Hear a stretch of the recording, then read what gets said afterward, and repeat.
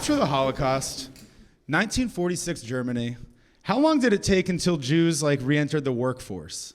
When did we seek out jobs again? A coworker of mine, their father died, they got a few weeks off of work. I think you get 4 or 5 months off for a genocide. I think that's a reasonable amount of time.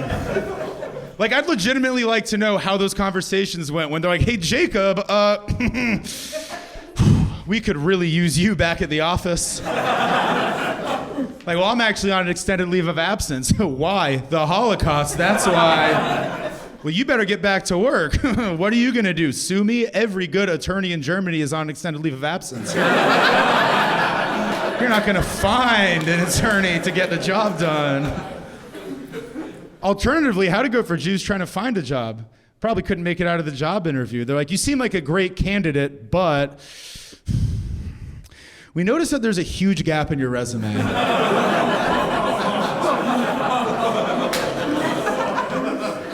Care to explain yourself? What have you been doing the last 6 years? It's I'd rather not talk about it. Were you just sitting on your ass? I was on a religious retreat, okay? I was on a religious retreat. Terrible news, they did not get the job. They do not hire people with visible tattoos.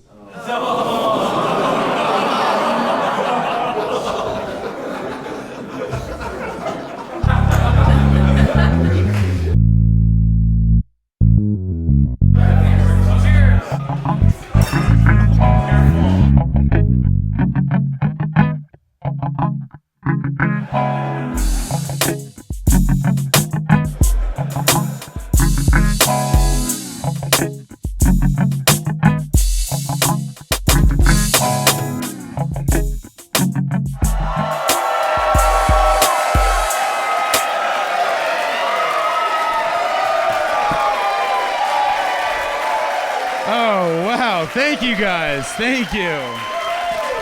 Hell yeah, thank you guys, thank you. It's good to be here, good to be here in San Francisco. San Francisco, make some noise. Very nice, very nice. I'm glad to be doing this here. I've been living in San Francisco for 4 years. I feel like everyone has their favorite thing about San Francisco, right? Unpopular opinion, mine is without a doubt our parking enforcers. Yeah, I'm a huge fan of the Meter-maids.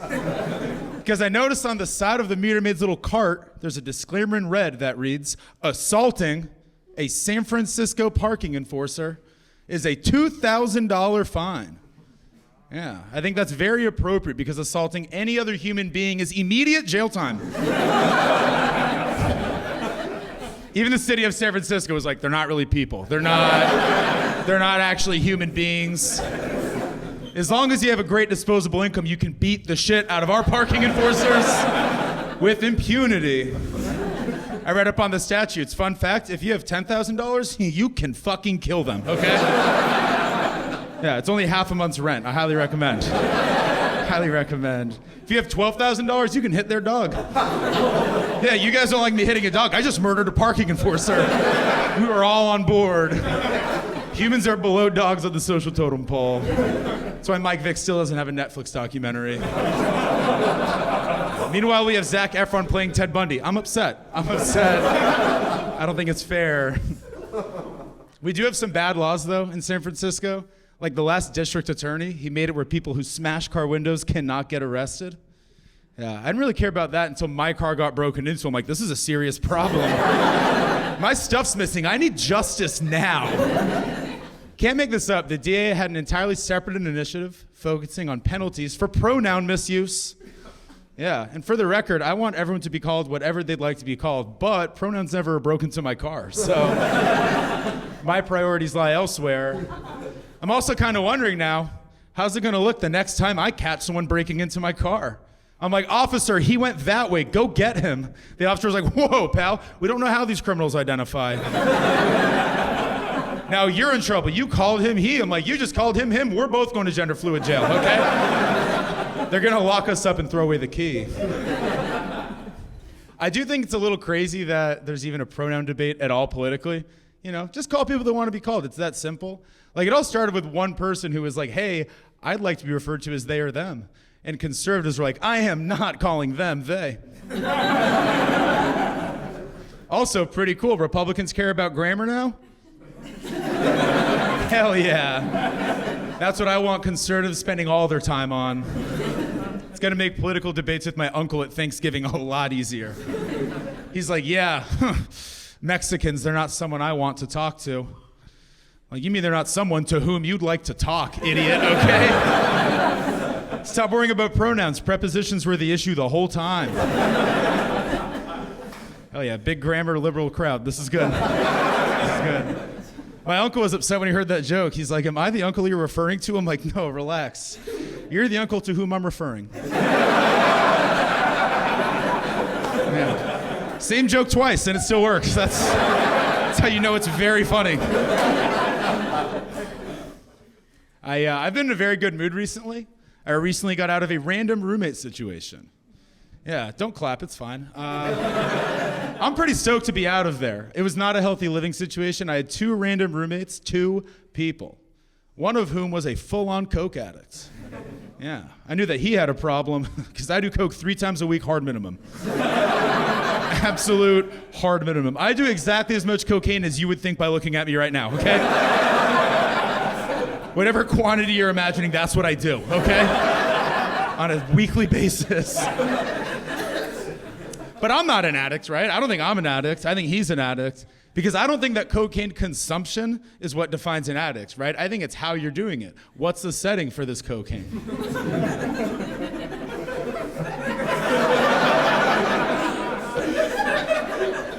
Like when I do cocaine, I'm a regular guy. I'm not crazy. I go out with my friends, I drink, I have a great time. My roommate, he preferred to do cocaine by himself at home and just impatiently watch reruns of The Office. Yeah, found out cocaine for sure makes The Office less enjoyable. That's a fact. He'd just be coked out in the living room every day. I get home from work, he looks at me like, are you seeing this right now? I'm like, Jesus Christ. What's the problem? He's like, the problem is that Jim and Pam aren't together yet. Like, I think that's just, Jim's not a coke addict, right? He knows that office relationships take time. We had this weird game we would play where he would text me every Friday at 1 a.m. while I'm trying to do the healthy thing, cocaine with other people. He texts me, he's like, hey, Zach, I got a great surprise for you when you get home. Like, it's not a surprise anymore, Mike. You got coked out and rearranged all of our furniture again, okay? And it does not look good. Only a coke addict would remove the ottoman from the living room. That's what was going on in his head. Second roommate, not much better. She was from Italy. There's nothing wrong with that, but the only phrase that she would say in English was, that's crazy. Yeah, it's fucking crazy. You can't communicate with somebody who exclusively says that's crazy. Also, I don't know how they do things in Italy, but she was very bad around the house. On more than one occasion, she had forgotten to turn the gas stove off after cooking dinner. Yeah, extremely dangerous when it's right next to an ottoman. I'd wake up though, I'd see the burners on. I'm like, Julia, you forgot to turn the gas stove off again. She's like, what? That's crazy. I'm like, it's not crazy, you stupid whore. We're gonna burn to death, okay? We're gonna die. This is not Italy. Our house is not built off lasagna. We're gonna perish. We're not gonna turn into a delicious pasta. When she moved in, she came like straight from Italy to our house, didn't know anything about America, and we were all watching the news one night. She asked us, she's like, is police brutality a big problem in America? I'm like, yeah, obviously. It's a huge problem. Cokey boy, he's like, not really.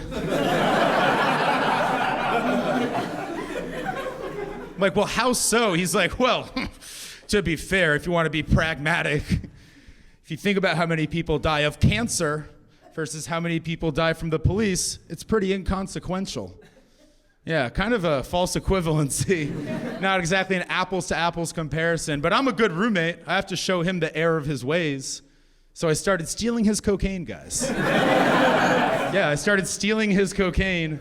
And after about 3 weeks, he became aware of it. He's like, have you been taking my coke? I'm like, yeah, big time. I've stolen about $300 worth. He's like, $300 is a lot of money. I'm gonna need that back. I'm like, well, to be fair, $300 compared to our rent payment, it's kind of inconsequential.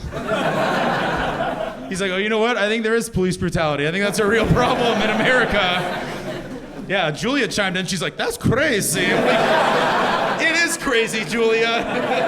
That's inaccurate. That's crazy. You chimed in at the right time.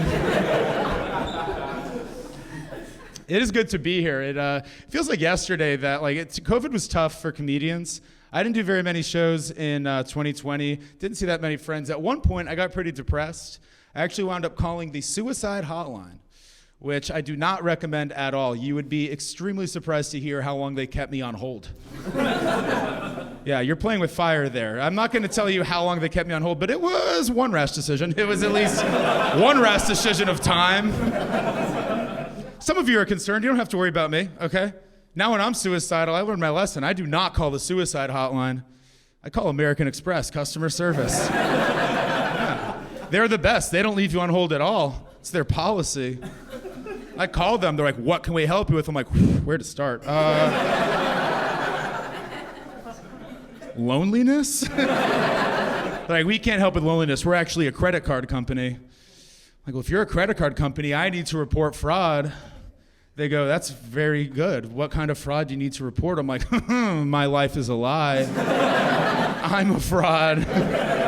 They hung up on me, very unprofessional. Canceled my card, the whole thing. I posted that joke online, and somebody commented. I felt bad. They commented. They're like, I texted the suicide text line, and they ghosted me.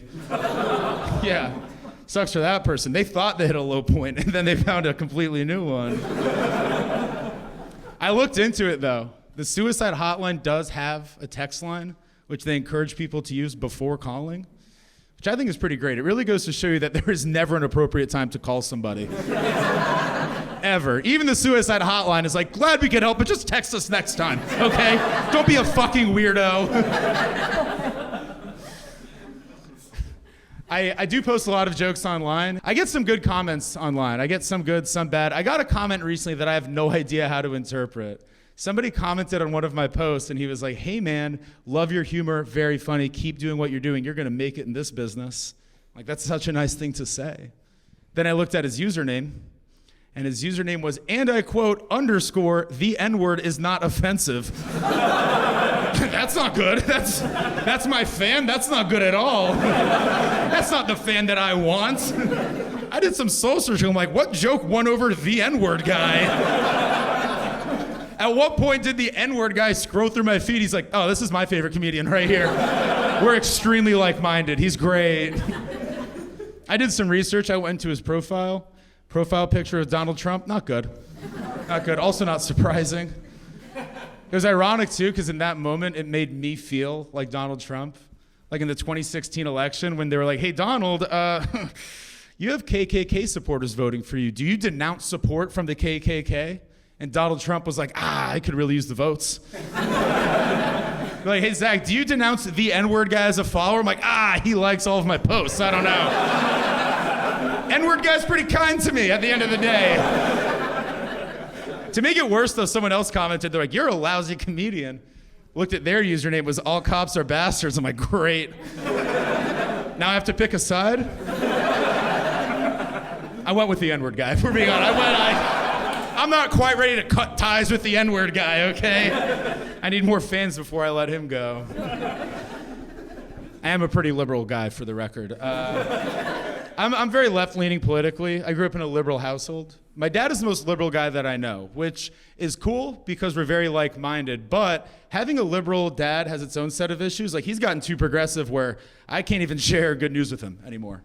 He's too liberal. I can't share good news with him at all anymore. Like, I told my dad recently, I'm like, hey, Dad, I maxed out my Roth IRA this year. He's Jewish. He should love that. That is great news for a Jewish father to hear. Are you kidding me? He came back at me, though. He was upset. He's like, why would you do that? You know you're not allowed to take that money out until you're 60, right? I'm like, why is that a problem? He's like, the world's going to be uninhabitable by then. Serious? Climate change, Dad? That's what we're talking about? I'm trying to share good retirement news with you. He's like, you're never going to retire. You're going to die of famine at 55. I'm like, I took the money out. I had to take the money out. Penalties and all. I withdrew the money from the Roth IRA. Climate change has been a tough issue to talk about because there's still deniers, but there really shouldn't be. I don't know if you guys have noticed this. Climate change deniers are exceptionally well read. Like, they are oddly well misinformed. It is crazy how many things they know. I'm not proud of this. I got into a climate change debate with a denier recently and lost the debate.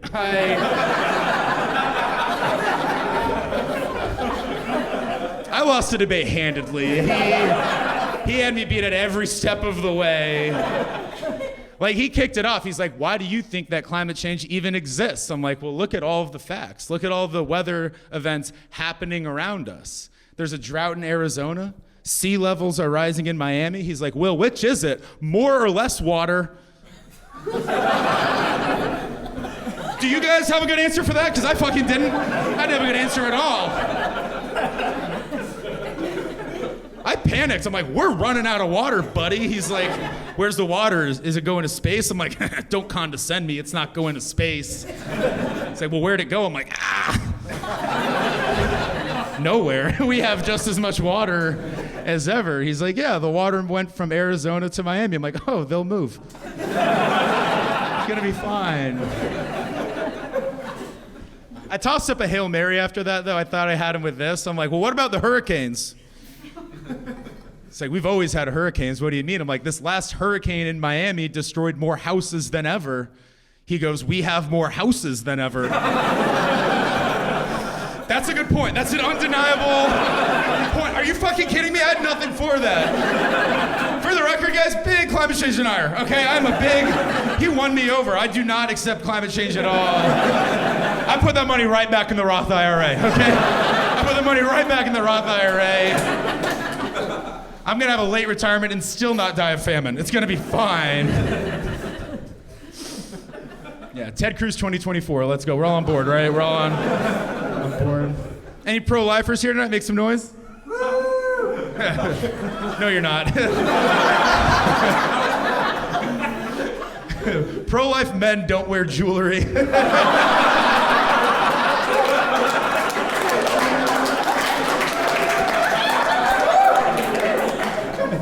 Also, pro-lifers don't come to comedy shows. They're busy. They're taking care of the kids. Okay?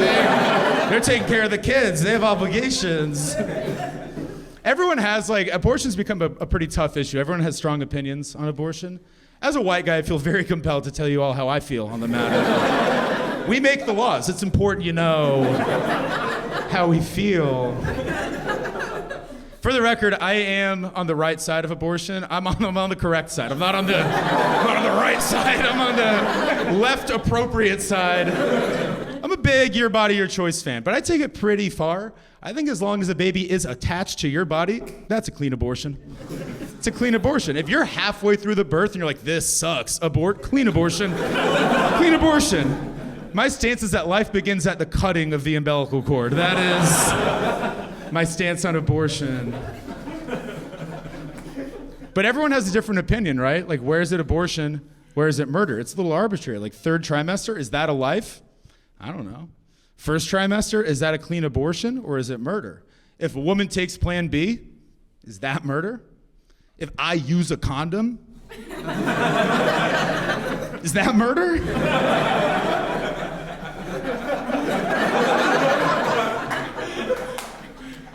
If I ask a woman if she would like to have sex with me and she says no, that's murder, okay? That's murder as far as I'm concerned.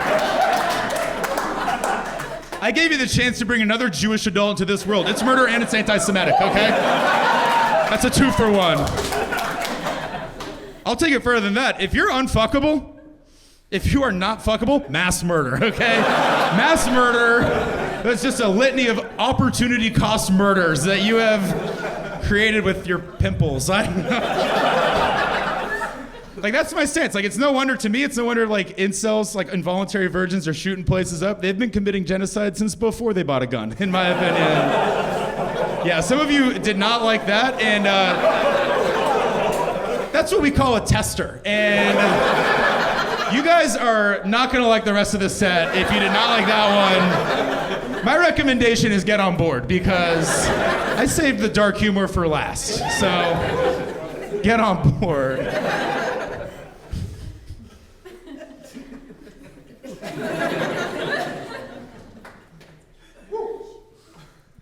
I'm single. Single people make some noise. Hell yeah, my type of crowd. I've been single for a while, which means I'm on all the dating apps, every single one. I haven't really found a dating app that I like. The least favorite dating app of mine for sure is Bumble. For those of you who do not know, Bumble is a dating app where the women have to message the men first, and I'm sorry, ladies, you do not have a fucking clue how to start a conversation on dating apps. Women have two methods. The first one is my least favorite. They will match you, and then they will message, hi.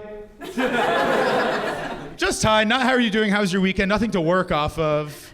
I do the right thing. I only say hey back, and we have a mutual and unspoken agreement to never fucking talk to each other for our entire lives. What I've seen them do instead is they'll try to ask some weird question, hoping that'll lead to like a longer, better conversation.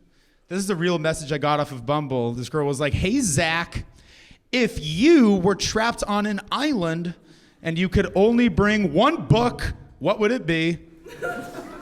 I'm like, the Island Survival Guide, you fucking idiot. Are you kidding me?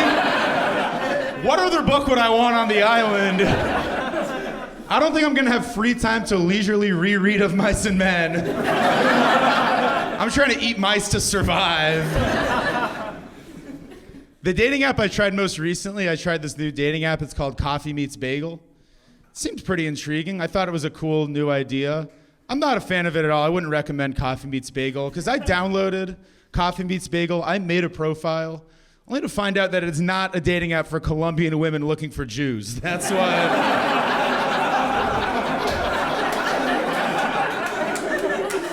I safely assumed it was for. It's very straightforward. The coffee meets the bagel, okay? Like, I thought there'd be one Colombian who saw this face and she's like, this is the bagel for sure, okay? He probably maxed out his Roth IRA this year. He's a real bagel for sure. Yeah, I'm developing my own dating app. It's gonna be much more useful. Bagel meets orange chicken. That's what...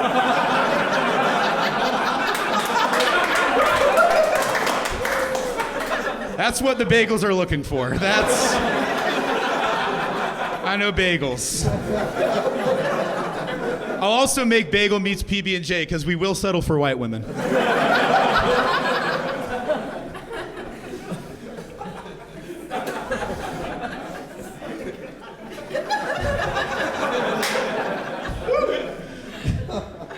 We got some orange chicken in the house tonight. This is good.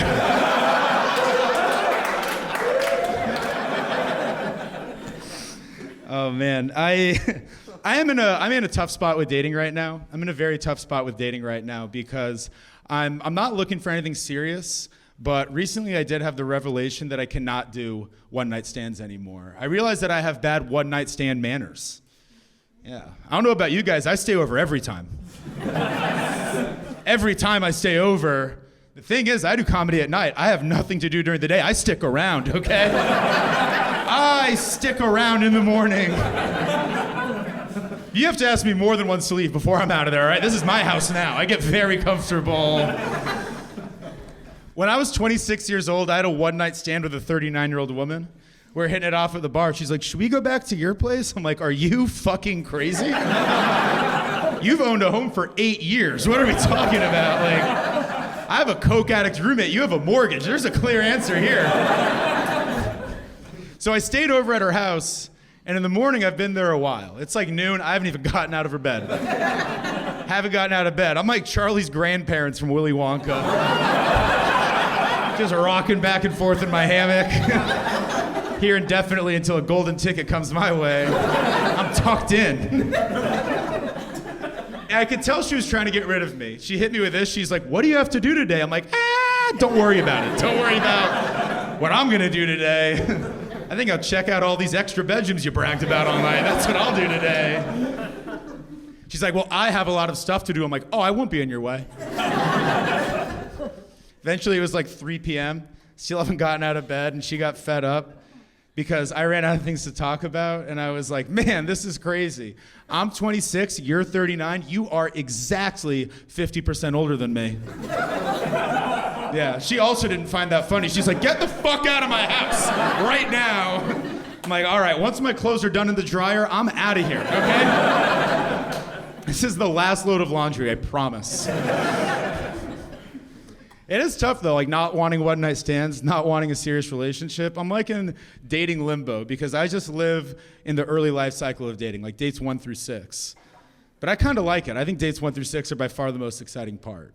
Like date 1, you're meeting a new person. That's exciting. Maybe you like them, maybe you don't. If you do like them, you text them the next day as a guy. You're like, hey, I had a great time. We should do this again sometime. They don't get back to you for an hour. You're like, I guess they didn't have as good of a time as I did.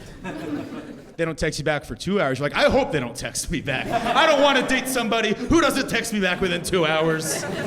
They don't text you back after 10 hours. You're like, what kind of heartless bitch doesn't text somebody back within 10 hours? Then you get a text the next morning like, hey, I also had a great time. Let's do it again. Like, oh, she might be the one. She might be the one.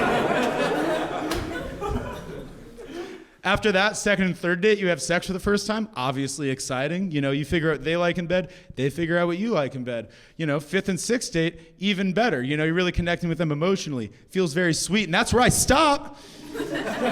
Start the whole process over again. That's what I have to do. But it's always the same conversation, and it's tough. They're like, hey, Zach, I want to start taking this serious. And I have to say, hey, I actually want to keep it casual. They get upset with me. They're like, you misled me. I'm like, did I mislead you? What were you expecting dating a guy who wears this much jewelry? Like, how did we realistically see a relationship with the prequel to Uncut Gems going? How did we see this shaking out? Like, when I asked her to split the bill on the first date, was she like, oh, you must be saving up for an engagement ring? No. Not at all. I'm saving up for my rings, okay? I want to buy a fifth. I'm not crazy. Like, you know, people don't want to judge a book by its cover, but sometimes you have to. Like, judge my book by its cover. I am 2 fake diamond stud earrings away from trying to fuck your mom. Where did you think this relationship was going to go?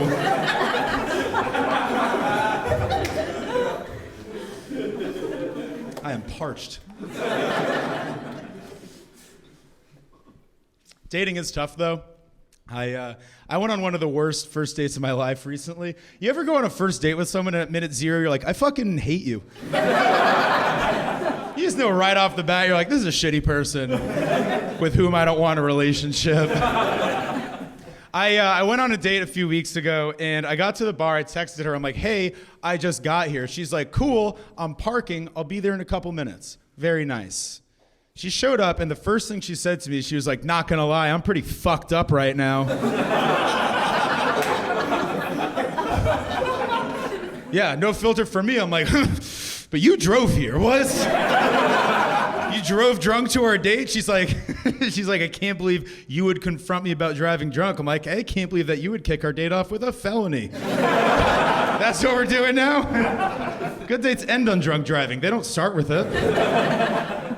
So it was already awkward. We sit down, she doesn't like me, I don't really like her. And we're struggling to find things to talk about. Eventually we started talking about our favorite drugs, because I brought it up. She likes a good felony, I'm trying to impress her, okay? I'm telling her, I'm like, yeah, I like mushrooms, I like ketamine. She's like, can we drop it? Can we not talk about drugs? I'm like, sure, we don't need to talk about this at all.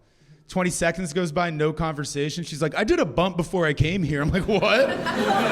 You did cocaine before our date? She's like, I had to drive. I'm like, oh yeah, I'm the fucking idiot. I'm the fucking idiot for wondering why you would do cocaine before meeting me. She's like, I have some. Do you want a bump? I'm like, this might be a good date after all. This might be a very good date. Yeah, I fired down to the bathroom. I did her cocaine so I could drive home safely. It's the right thing to do. It's a safe call. She wasn't wrong about that. I did do her coke in the bathroom, and I thought that would be like an inflection point in our date, right? It would go from really bad to very good. Nice cocaine date, plenty of things to talk about, great conversation. Nope, not at all. Not at all. I got back coked up. She's like, do you believe in dinosaurs? I'm sorry, is that not a fucking crazy thing to ask somebody? Some of you are looking at me like, do you? I fired back. I'm like, that they existed? She's like, yeah, do you think that dinosaurs walked the earth? I'm like, let's go with yes. Let's go with yes. Some of them even flew the earth, you stupid idiot. You ever hear of a pterodactyl? And she thought she had me on this. She's like, you know Jurassic Park wasn't real. There is a huge amount of middle ground between those two things. Are you kidding me? I'm like, yeah, you drove here. Transformers was not based on a true story. And Optimus Prime would never drink before fighting the Decepticons, okay? He's way more disappointed than you. I've been getting fed up with targeted ads on social media recently. Targeted ads have gone too far. I remember when targeted ads were really useful. Like, it used to be where, like, I run out of paper towel, and I go on Instagram, and they're like, brawny. I'm like, that's useful. I don't know how you guys knew that. Very creepy, but it's useful. Now social media, the targeted ads are teaching me things that I didn't even know were an issue in my life. Like, I went on YouTube recently, they're like, do you have fibromyalgia? Do I have fibromyalgia? I'd like to know whether or not I have fibromyalgia. What does the algorithm know that he and my doctor don't? I went to my doctor that day, I'm like, I think I have fibromyalgia. He's like, why? I'm like, big tech told me that I have fibromyalgia. He's like, there's no test for it. I'm like, just give me the goddamn medication, okay? Yeah, I'm on fibromyalgia medication. Been on it for a year now. You guys are gonna see me a couple years from now, bald head, like, are you on chemo? I'm giving you, yeah, I'm on chemo. I misinterpreted a St. Jude's commercial, okay? That's what happened to me. I didn't get the message at all. I mentioned earlier that I was raised Jewish.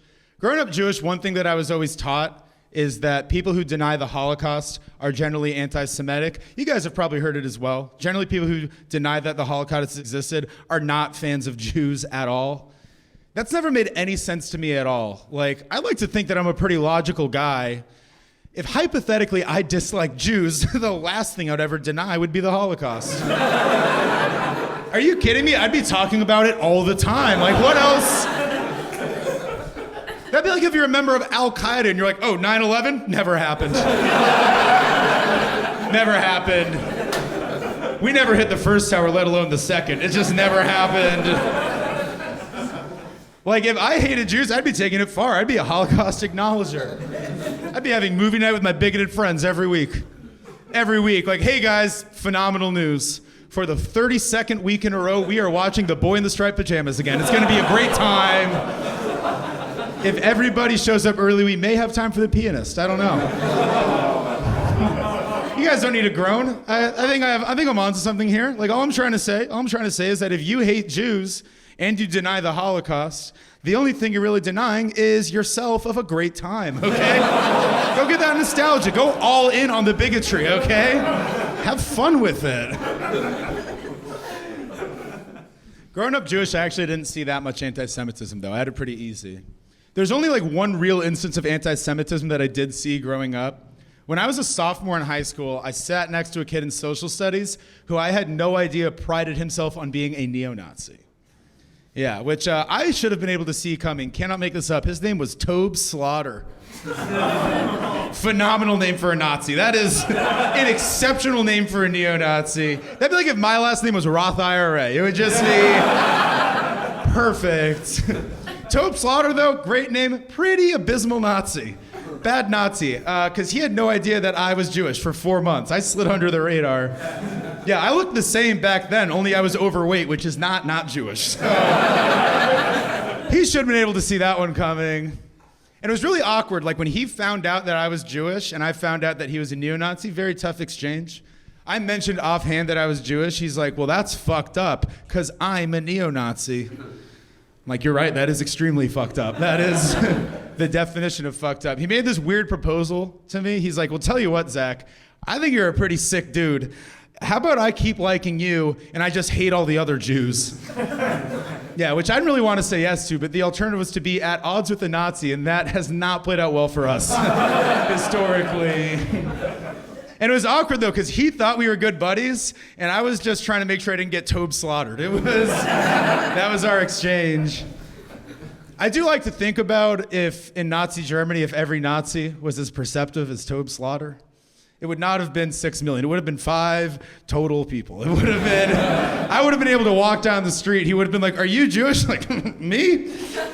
I fucking hate Jews. Come on, dude. Like, we're on the same page here. He's like, what's that yarmulke? I'm like, dude, I wear this ironically to disparage Jews. He's like, oh, very sick. I might do that as well.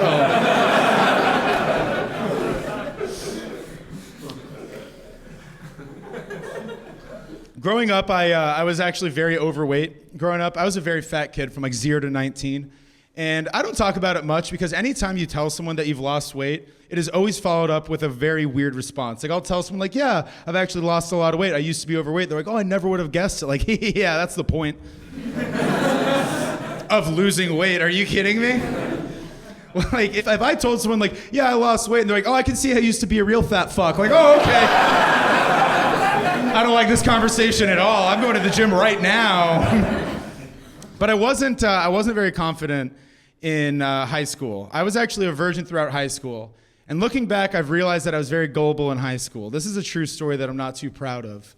When I was 16 years old, my older brother, who was not a virgin in high school, one day successfully convinced me that after sex, the girls eat the condom. Yeah, I believe that too. You guys are looking at me like it's not believable. He was very convincing, okay? He was very convincing. Like, I had my reservations at first. I'm like, they don't eat the condom in porn. He's like, there is no condom in porn. I'm like, fuck. That's a good point. That's a very good point. He's like, and there's an expiration date. I'm like, well, if it expires, it's food. Okay, I'm a fat kid. I know my food. I know my expiration dates. That's the law of expirations. I did not find out that was a complete lie until 2 years later. My dad was driving me to college. He gave me the sex talk. Most parents give their kids a sex talk when they're like 12. My dad's a smart guy. He's like, I can wait 6 years. I can wait 6 years. I'll let Zach lose some weight, then I'll give him the sex talk. That's the correct order of operations. I'm in the car with my dad. He's like, so how much do you know about sex? Quick pause. Very weird way to start the sex talk with your kid. So it sounded like one of those moments where it's like, you tell me what you know, and I'll tell you if it sounds right. Like, are you a virgin, Dad? Was I adopted? What's going on here? But he asked me, he's like, how much do you know about sex? I'm like, you don't need to worry about me, pal. I know all the basics. I know the girls eat the condom. He's like, they don't eat the condom. I'm like, well, I'm not eating the condom, okay? Someone's got to eat that condom. I'm not a fucking idiot, okay? I'm not crazy. I've seen porn. I know there's an expiration date. He's like, you are a fucking idiot. That's exactly what you are. I'm like, maybe I was lied to. I don't know.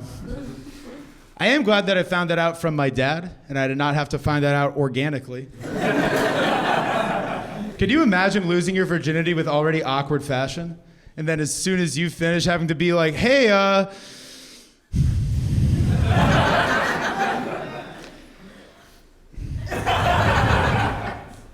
are you gonna eat that? It's like, do you want me to eat it? I would like you to want to eat it, okay? I'm not gonna make you eat it. There should be some enthusiasm. Perhaps we could split it, I don't know. You guys have been so fucking amazing. Thank you so much. Thank you so much. Thank you so much. Really appreciate it. Thank you. Thank you.